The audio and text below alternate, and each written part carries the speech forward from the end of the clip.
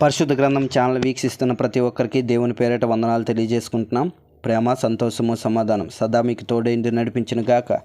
నిన్నటి దినాన్న నెహెమ్యా గ్రంథము 11వ అధ్యాయం చదువుకున్నాం. ఈరోజు నెహెమ్యా గ్రంథము 12వ అధ్యాయం చదువుకున్నాం.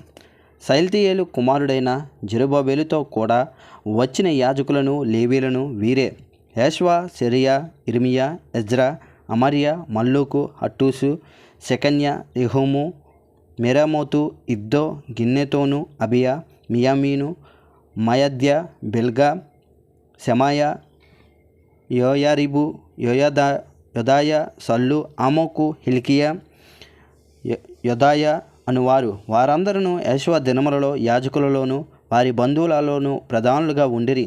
మరియు లేవీలలో యేషువ, బిన్నూయి, కద్మియేలు, షెరబ్యా, యోదా స్తోత్రాది సేవ విషయంలో ప్రధాని అయిన మతన్యాయు అతని బంధువులను, మరియు బక్బూక్యాయు, ఉన్నీయు వారి బంధువులను వారికి ఎదురు వరుసలో నుండి పాడువారు. యేషువ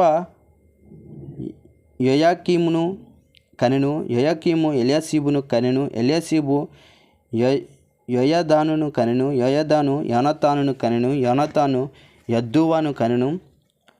యోయాకీము దినములలో పితరులలో ప్రధానులైన వారు యాజకులై ఉండిరి.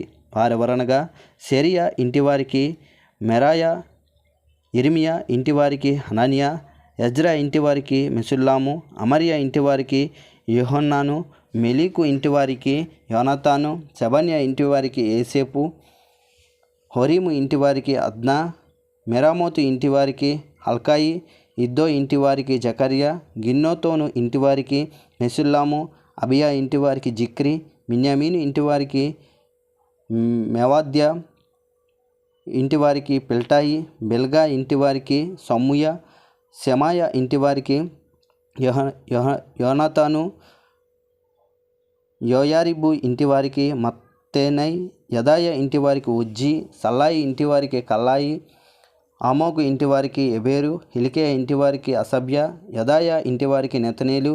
ఎల్యాషీబు దినములలో లేవీల విషయంలో యోయాదా, యోహాన్నాను, యద్దూవ కుటుంబ ప్రధానులుగా దాఖలైరి. మరియు పారసీకుడకు దర్యావేషు ఏలుబడి కాలంలో వారే యాజక కుటుంబ ప్రధానులుగా దాఖలైరి. ఎల్యాషీబు కుమారుడైన యోహన్నాను దినముల వరకు అనుదినము జరుగు విషయములను గ్రంథమందు వారు లేవీల కుటుంబ ప్రధానులుగా దాఖలైరి. లేవీల కుటుంబ ప్రధానులైన అసభ్యాయు, షెరబ్యాయును, కద్మియేలు కుమారుడైన యెష్వాయును వారికి ఎదురు వరుసలో పాడు తమ బంధువులతో కూడా దైవజనుడైన దావీదు యొక్క ఆజ్ఞను బట్టి స్తుతిపాటలు పాడుచు వంతుల చొప్పున నిర్ణయింపబడిరి. మతన్యా, బక్బూక్యా, ఓబద్యా, మెషుల్లాము, టల్మోను, అక్కూబు అనువారు గుమ్మముల దగ్గరనున్న పదార్థపు కొట్టుల యొద్ద కాచు ద్వారపాలకులుగా ఉండిరి. వీరు యజదాకునకు పుట్టిన యేషువ కుమారుడైన యోయాకీము దినములలో అధికారి అయిన నెహెమ్యా దినములలోను యాజకుడును శాస్త్రియగు ఎజ్రా దినములలోను ఆ పని జరుపుచూ వచ్చిరి. యెరూషలేము ప్రకారమును ప్రతిష్ఠించు కాలంలో వారు ఆ ప్రతిష్ఠాచారమును స్తోత్ర గీతములతో, పాటలతోనూ, స్వరమండల సితార చెయ్యి తాళములతోనూ సంతోషముగా జరిగించినట్లు లేవీలను తమ సకల స్థలములో నుండి యెరూషలేమునకు రప్పించుటకు పూనుకొనిరి. అప్పుడు గాయకుల వంశస్థులు యెరూషలేము చుట్టూనున్న మైదాన భూమిలో నుండి, నెటోపతి యొక్క గ్రామంలో నుండి కూడుకొని వచ్చిరి. మరియు గిల్గాలు యొక్క ఇంటిలో నుండి, గేబా యొక్క అజ్మావేతు యొక్కయు పొలములో నుండి జనులు వచ్చిరి. ఏలయనగా యెరూషలేము చుట్టూను గాయకులు తమకు ఓళ్లను కట్టుకొని ఉండిరి.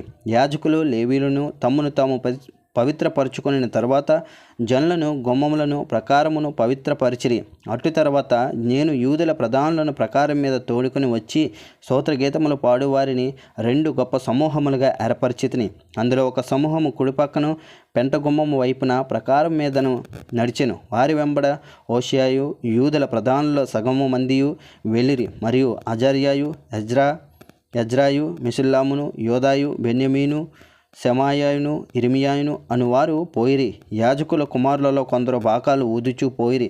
వారెవరనగా ఆసాపు కుమారుడైన జక్కూరునకు పుట్టిన మేకాయ కనిన మత్తన్యాకు పుట్టిన షెమాయా, కుమారుడైన యోనాతానునకు పుట్టిన జకర్యాయు, అతని బంధువులకు షెమాయా, అజరేలు, మిలాలై, గిలాలై, మాయా, నెతనేలు, యోదా, హనాని అనువారు. వీరు దైవజనుడకు దావీదు యొక్క వాయిద్యములను వాయించుచూ పోయిరి. వారి ముందర శాస్త్రియగు ఎజ్రాయు నడిచెను. వారి ఎదురుగా ఉన్న ఓట గుమ్మము దగ్గర దావీదుపురము యొక్క మెట్ల మీద దావీదు నగరును దాటి ప్రకారం వెంబడి తూర్పు వైపు నీటి గుమ్మం వరకు పోయిరి. స్తోత్రగీతములు పాడువారి రెండవ సమూహము వారికి ఎదురుగా నడిచెను. వారి వెంబడి నేనును వెళ్ళితిని. ప్రకారం మీదనున్న సగం మంది కొలముల గోపురము అవతల నుండి వెడల్పు ప్రకారం వెళ్ళిరి.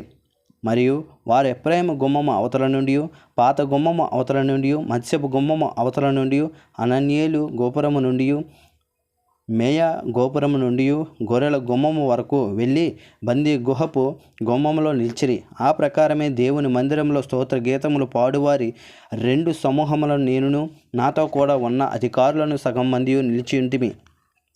యాజకులకు ఎల్యాకీమును, Maaseiah, Miniamin, Micaiah, Elioenai, జకర్య, Hananiah బాకాలు పట్టుకొనిరి. ఇజ్రాహయ అనువాడు నడిపింపగా Maaseiah, శమాయ, ఎలియాజరు, ఉజ్జి, యోహన్నాను, మల్కియా, ఎలాము, ఎజేర్లను గాయకులు బిగ్గరగా పాడిరి. మరియు దేవుడు తమకు మహదానందము కలగజేసినని ఆ దినమున వారు గొప్ప బలులు అర్పించి సంతోషించిరి. వారి భార్యలు పిల్లలు కూడా సంతోషించిరి. అందువలన యెరూషలేములో పుట్టిన ఆనందధ్వని బహు దూరమునకు వినబడెను. ఆ కాలమందు పదార్థములకును ప్రతిష్టార్పణములకును ప్రథమ ఫలములకును 10వ వంతులు సంబంధమైన వాటికి ఏర్పడిన గదుల మీద కొందరు నియమింపబడిరి.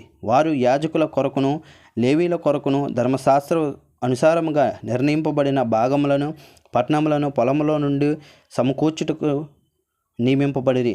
సేవ చేయుటకు నియమింపబడిన యాజకులను బట్టి లేవీలను బట్టి యూదులు సంతోషించిరి. మరియు గాయకులు ద్వారపాలకులను దావీదును అతని కుమారుడైన సొలొమోను ఆజ్ఞాపించినట్లు దేవుని గూర్చిన పనులను తమ శుద్ధిని గూర్చిన పనులను నెరవేర్చుచూ వచ్చిరి. పూర్వమందు దావీదు దినములలో గాయకుల విషయంలోనూ స్తోత్రగీతముల విషయంలోనూ పాటల విషయంలోనూ ఆసాపు ప్రధానుడు. జెరుబ్బాబెలు దినములలోనేమి నెహెమ్యా దినములలోనేమి ఇశ్రాయేలీయులందరూ వారి వంతులు చొప్పున గాయకులకును ద్వారపాలకులకును భోజన పదార్థములను అనుదినము ఇచ్చుచూ వచ్చిరి. మరియు వారు లేవీల నిమిత్తము అర్పణములను ప్రతిష్ఠించుచూ వచ్చిరి. లేవీలు అహరోను వంశస్థులకు వాటిని ప్రతిష్ఠించిరి. ఇంతటితో నెహెమ్యా గ్రంథము 12వ అధ్యాయం పూర్తయింది.